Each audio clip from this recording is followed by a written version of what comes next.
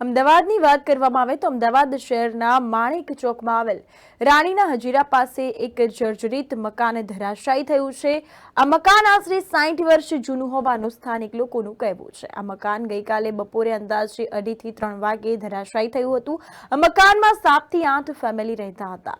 સદનસીબે તેમને આગલા દિવસે જ દિવાલ હટાવવાથી ખ્યાલ આવ્યો હતો, તેનાથી કોઈ જાનહાનિ થઈ નથી। આ ઘટનાની જાણ થતાં ફાયર બ્રિગેડની ટીમ તેમજ એસ્ટેટ વિભાગની ટીમ ઘટના સ્થળે પહોંચી 15 થી વધુ વ્યક્તિઓનું રેસ્ક્યુ કરવામાં આવ્યું। લોકો કહી રહ્યા છે કે તંત્ર અતિ જૂના જર્જરિત મકાનોને તોડી નાખવાની લોકો દ્વારા માંગ ઉઠી છે।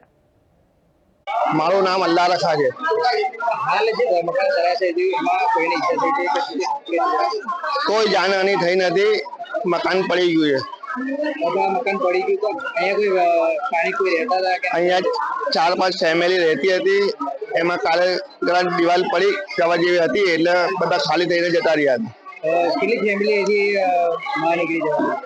4-5 फैमिली।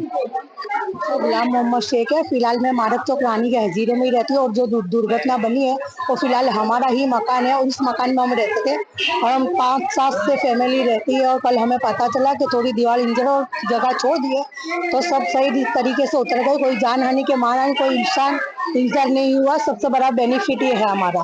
और आज सुबह में मॉर्निंग में ये हादसा हुआ तो मॉर्निंग में हमने फायर ब्रिगेड में फ़ोन करा, कॉर्पोरेशन में भी फ़ोन करा और फिलहाल सब हमारी मदद के लिए आ गए और बहुत अच्छा सपोर्ट मिला है हमको, बहुत अच्छा रिस्पॉन्स मिला है। ये कितने बजे घटना बनी थी? ये 2:30 से 3 बजे के करीब सर।